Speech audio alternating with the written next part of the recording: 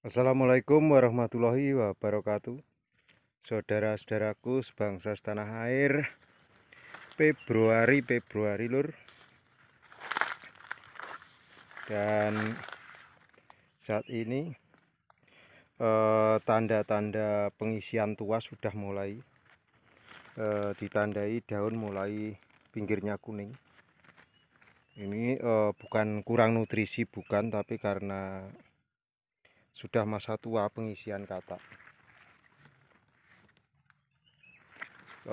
Kali ini kita tidak mengajak menghitung jumlah kata, karena jumlah kata itu relatif besar kecilnya yang dan usia. Kalau usia di atas 3 musim pasti ya katanya banyak. Kalau 1 musim ya belum terlalu banyak, atau bahkan kadang kalau 1 musim itu konsentrasinya di pertumbuhan tunas terus. Kalau sampai tunas 4 kali biasanya katanya tidak bisa maksimal.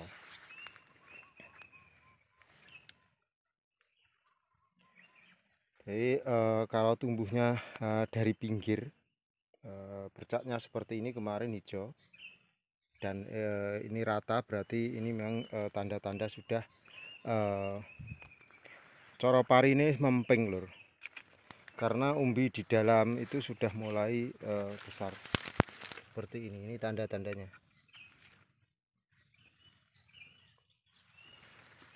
Bahkan sudah ada 1-2 yang kebetulan tunas lebih dulu itu sudah mulai dorman, dan akan kita perlihatkan dorman yang alami itu macam mana gitu.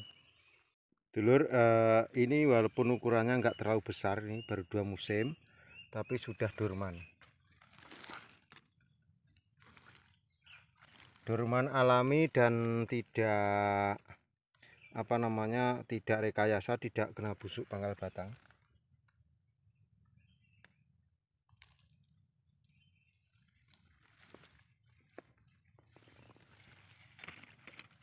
Tapi yang lain masih hijau. Yang lain masih hijau. Dan nanti akan jatuh sendiri macam seperti ini. Ini yang bekas menempel, ini sudah jatuh sendiri. Ini warnanya ke berangsur-angsur akan menjadi coklat atau serupa dengan sini. Ini sebelumnya seperti ini. Ini sudah mulai lepas. Dan biarkan karantina seperti ini. Karantina terbaik biarkan lepas seperti ini paling enggak sebulan lah. Minimal itu warna dari pantatnya ini sudah tidak kuning. Minimal serupa atau sudah coklat, itu sudah bisa bawa pulang. Kalau belum ya biarkan saja di ladang. Tapi begini apa, ladang saya tidak aman dari tangan jahil atau kataknya di maling orang atau dicolong wong di bawah gitu. Itu ya lebih baik kalau sudah lepas walaupun warnanya masih kuning itu dibawa pulang dan jangan ditaruh dalam suhu ruangan dulu. Ini sudah mulai agak berubah, ini separuh sudah berubah. Nanti kalau dia lepas sendiri itu biasanya 2 minggu saja sudah warnanya sudah berubah, walaupun ini baru segini. Jadi kenali calon bibit, karena walau bagaimana suatu saat juga akan kita tanam sendiri, sebagian mungkin kita jual. Tapi kalau tidak sehat dari awal nanti juga akan bermasalah. Dan kalau dipaksa tua atau katak potesan itu cenderung nanti akan kena busuk pangkal batang, atau di tengah perjalanan nanti akan roboh dan tidak bisa mengantar sampai ke tua. Dijadikan bibit lagi juga akan seperti itu. Kalau ini katak 1 musim milik tetangga, tapi rapuntannya kurang bagus, dan ini kataknya katak kecil sekali. Katak isi katak mini lah.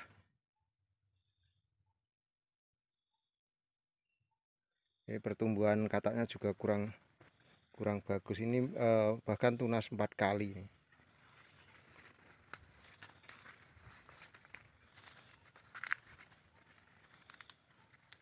Kalau katak yang dipakai katak jumbo atau katak yang besar juga akan besar pula.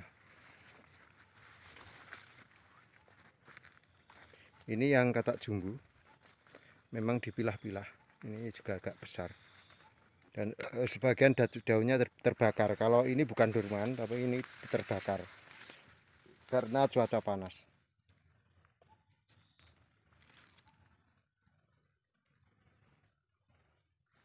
Ini jarak rapat sekali.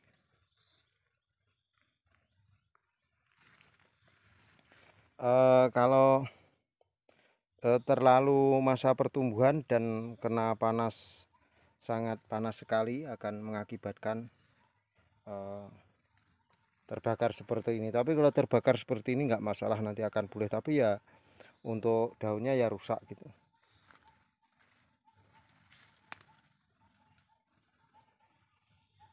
Yang penting tetap semangat.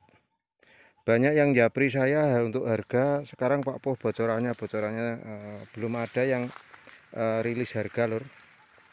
Yang ada cuma harga hijauan atau harga apa namanya, hijauan itu duitnya dhisik, regane saiki, nanti barangnya nanti gitu loh.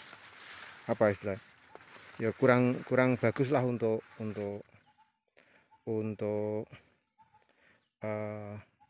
di agama tertentu kurang bagus, karena itu mengandung riba. Barang belum ada sudah transaksi, tapi ya di masyarakat itu yang terjadi gitu, dan harganya jauh di bawah harga semestinya.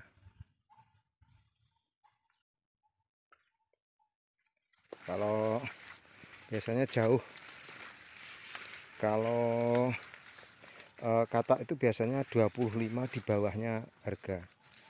Kalau porang itu biasanya 1000 di bawah harga, berapapun harganya. Jadi karena sudah disepakati di awal, banyak yang seperti itu. Tapi di sini saya tidak membahas masalah bagus dan tidak bagus, monggo terserah, karena itu sesuai keyakinan masing-masing lho. Beda cerita dengan yang busuk pangkal batang macam seperti ini.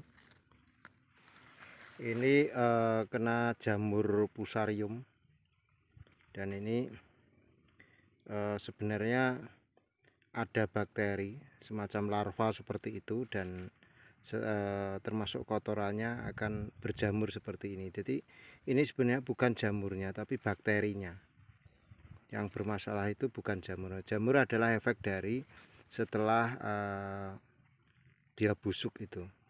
Tapi yang membuat busuk itu yang seperti ini biasanya kataknya bisa juga tua dan bisa juga tumbuh. Tapi kalau dijadikan bibit lagi tidak berkualitas katak seperti ini. Dan katak dari yang terjangkit penyakit seperti ini nanti juga akan terkena lagi di tahun berikutnya kalau ditanam. Makanya kalau jenengan punya yang kena penyakit seperti ini, cepat pisahkan dan jangan dijadikan bibit lagi. Dan saya ingatkan, jangan dijual lur. Nanti kalau dijual kasihan petani baru yang akan tanam kena jamur juga. Makanya kalau bentuk kataknya hampir sama antara yang kena jamur seperti ini dan yang tidak, itu sama saja. Bahkan cenderung lebih besar yang kena jamur seperti ini. Jadi kita harus cermat juga dalam menyikapi problematika di dunia porang. Dulur sebangsa setanah air, dimanapun jenengan berada, yang penting tetap optimis dan merasa bahagia untuk budidaya porang. walaupun kepastian harga untuk tahun ini belum ada rilis karena juga masih hijau seperti ini, masih seger. Terus tekok rego sing didol tahapane masih seperti ini. Yang penting dirawat saja, kalau ada penyakit ditanggulani, karena kalau penyakit musiman itu pasti ada, nggak mungkin nggak terjadi seperti itu, nggak mungkin, pasti ada. Begitu dulur, salam santun dari Madiun, salam cerdas luar biasa. Petani itu bebas, petani itu cerdas. Wassalamualaikum warahmatullahi wabarakatuh. Suwun.